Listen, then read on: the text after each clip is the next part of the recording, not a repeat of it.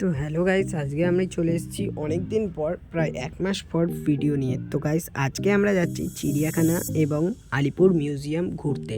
তো আমরা আমাদের কৈখালি বাস স্টপ থেকে 46 নম্বর বাসে করে চলে যাচ্ছি স্প্ল্যানেড, দেন স্প্ল্যানেড থেকে 260 নম্বর বাসে করে আমরা যাব চিড়িয়াখানা। তোমরা পারলে অনেক বাস পেয়ে যেতে পারো স্প্ল্যানেড থেকে। তো গাইস, চিড়িয়াখানায় এসে আমরা সবার প্রথমে কিছু খাবার কিনে নিয়েছিলাম। বাইরে বিভিন্ন ধরনের খাবারের দোকান আছে, তোমরাও পারলে কিনতে পারো। তো টিকিট কাটার পর আমরা এই যে গেটটা দেখতে পাচ্ছ, এই গেটটা থেকেই ভিতরে প্রবেশ করেছিলাম। দেন ভিতরে প্রবেশ করার পর এখানে পিছনে দেখতে পাচ্ছ বড় একটা ম্যাপ আছে। তো ম্যাপটা দেখেই আমরা প্রথমে বাঁ দিকের রাস্তায় চলে গেলাম।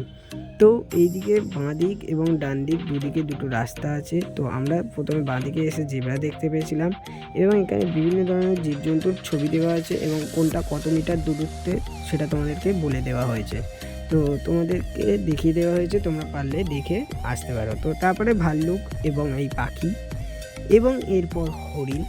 তো এইরকম করে চিড়িয়াখানার পুরো বিভিন্ন জীবজন্তুগুলোর সাথে আমাদের আস্তে আস্তে দেখা হচ্ছিল। তো এবারে আমরা দেখতে পাচ্ছি কুমির। তো গাইস, আমরা এসেছিলাম একদম ছোটোবেলায় ফ্যামিলির সাথে, আর এই এখন এসেছি তোমাদের সাথে, মানে তোমাদেরকে দেখানোর জন্যে। তো ভিডিওটা আমি করার উদ্দেশ্য ছিল না। তো আমরা চলে এসেছিলাম এরপর সরীসৃপ ভবনে। তো সরীসৃপ ভবনে এসেও তেমন কিছু সরীসৃপ জীবের দেখা পাইনি, তবে হ্যাঁ, একটা সাপ এবং একটা অন্য কিছু মানে সরীসৃপ প্রাণী দেখা পেয়েছিলাম, যেটা তোমাদেরকে এখন ভিডিওয় দেখাচ্ছি। তো এই প্রাণীটার নাম কি আমি ঠিকমতো জানি না, তোমরা জানলে কমেন্ট করে দেবে। এরপর দেখতে পাচ্ছি এই পেঁচার মতন একটা স্ট্রাকচার বানানো আছে। এর ভিতরে গিয়ে দেখতে পেয়েছিলাম একমাত্র একটা সজারু এবং আরও গিরগিটির মতন ছিল, বাট সেগুলো দেখা যাচ্ছিল না যেহেতু ভিতরটা অন্ধকার করা আছে। তো এরপর আমরা চলে এসেছিলাম আমাদের ন্যাশনাল বার্ড মানে পাখি, জাতীয় পাখি ময়ূরের কাছে। তো ময়ূর দেখতে তো অনেকেই সুন্দর, তোমরা সবাই জানো। তো আজকে আমি ক্যাপচার করে নিলাম। এইগুলো আমার ছোটোবেলায় দেখা থাকলেও ডিসেম্বর মাসের শেষে ঘুরতে বেরোনোর একটা ভালো জায়গা হচ্ছে চিড়িয়াখানা। অনেকে এখানে আসতে পছন্দ করে। এরপর আমরা বাঘ খুঁজতে খুঁজতে চলে এসেছিলাম ডান দিকের রাস্তায় এবং এখানে একটা পুল মতন আছে। পুলের নিচে অনেক ধরনের বিভিন্ন ধরনের মাছ আছে, বাট এইগুলো মাছগুলো দেখা গেলেও জলটা গাইস অতটা পরিষ্কার নয়। তো এরপর আমরা চলে এসেছিলাম জিরাফ দেখতে।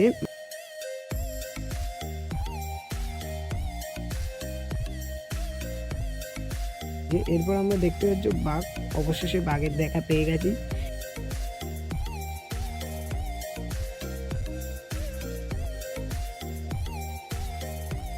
বাট এই বাঘটাই মুভমেন্ট করছিল আর কি, জেগেছিল, বাকিগুলো ঘুমাচ্ছিল, কেউ খিদেতে শুয়ে পড়েছিল, ক্লান্ত ছিল, যেমন কি দেখতে পাচ্ছ এ তো ঘুমিয়েই আছে। তো এরপর আমরা এসে গেছিলাম জলহস্তী দেখতে এবং এখানে আমি ভিডিওর মধ্যে অনেকগুলো প্রাণীর ভিডিওগুলো দিতে ভুলে গেছি, সেগুলো ছবি তুলে রেখে দিয়েছিলাম, যেমন কি গন্ডার, গরজিলা এইগুলো।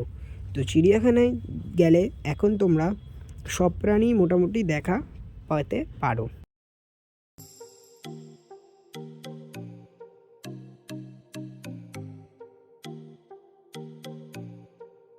তো এরপর আমরা দেখতে পেলাম সিংহ। সিংহ দেখার পর আমরা সোজাসুজি চলে যাচ্ছিলাম বাড়ি মানে বাইরের দিকে, তো গেলাম না। তো গাইস, এখানে আমি কি বলছিলাম সেটা আমি নিজেও জানি না, তো চলো বাদ দাও। তো এরপর দেখলাম হাতি, হাতি মেরে সাথী। তো হাতি দেখার পর আমরা এবারে বাইরে বেরিয়ে গেছিলাম এবং এখান থেকে গেছিলাম আলিপুর মিউজিয়াম। তো চলো আলিপুর মিউজিয়ামটা একবার তোমাদেরকে ঘুরে দেখাই।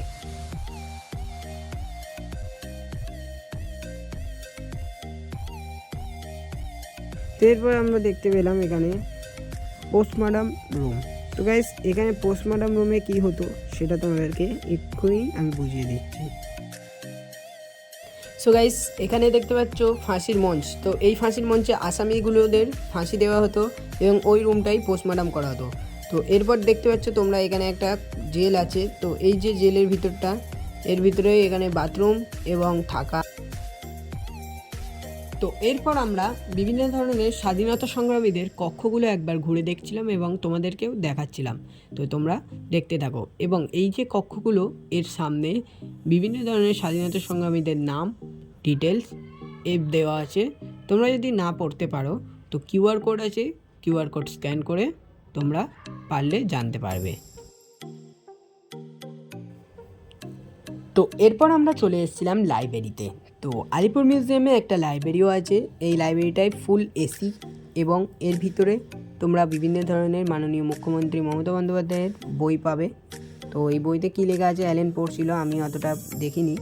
তো লাইব্রেরিতে তোমরা এসে রেস্ট নিতে পারো এবং আবারও মিউজিয়ামটা ঘুরতে পারো। তো আমরা এবারে আবারও মিউজিয়ামটা ঘোরা শুরু করলাম, তো এখানে বিভিন্ন ধরনের জিনিসপত্র আছে। এগুলো অরিজিনাল কি কপি সেগুলো আমাদের জানা নেই, বাট এগুলো কোথা থেকে সংগ্রহ করা সব লেখা আছে এখানে ডিটেলস। তো তোমরা পারলে পড়তে পারো।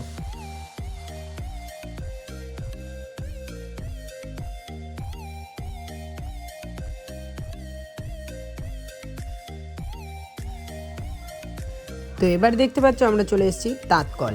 তাঁতকল গাইস তোমরা অনেকেই হয়তো জানবে, এখানে কাপড় তৈরি হতো এবং এই যে ইংরেজ এবং আমাদের যে আসামিগুলো, মানে ইংরেজরা আসামিদেরকে দিয়ে কিভাবে কাজ করাতো, তো এখানে সেগুলোরই স্ট্রাকচার তৈরি করা আছে, মেশিনপত্র আছে, তাদের যন্ত্রপাতি আছে এবং সুতো দিয়ে মানে তৈরি করা আছে এবং এখানে ডামি বসানো আছে, ডামি দিয়ে বোঝানো হচ্ছে যে এখানে আসামিরা কিভাবে কাজ করতো।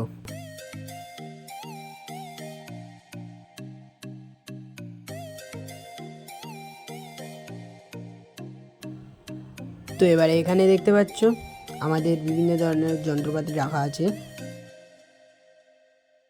সো গাইস যন্ত্রপাতি দেখার পর এবারে দেখতে পাচ্ছ আমরা একদম শেষের দিকে চলে এসেছি তাঁতকলের এবং এই পিছনেই রাখা আছে 2-3টে চুলো। তো এই চুলোই সম্ভবত রান্না করা হতো এবং চুলোগুলো তোমাদেরকে দেখাচ্ছি, এই দেখো। তো এগুলো এখনকার কি আগেকার বোঝা যাচ্ছে না ঠিক মতো, তো যতটা সম্ভবত মনে হচ্ছে আগেকারই। তো আজকের ভিডিওটা এই পর্যন্ত। আশা করি তোমাদের ভিডিও ভালো লেগেছে। ভিডিও ভালো লাগলে অবশ্যই লাইক, কমেন্ট, শেয়ার এবং একটা সাবস্ক্রাইব করে দেবেন যারা যারা চ্যানেলে নতুন আছো। তো দেখা হবে খুব শীঘ্রই নতুন একটা ব্লগ নিয়ে। টাটা, বাই বাই, সবাই ভালো থেকো, সুস্থ থেকো। Thank you so much for watching.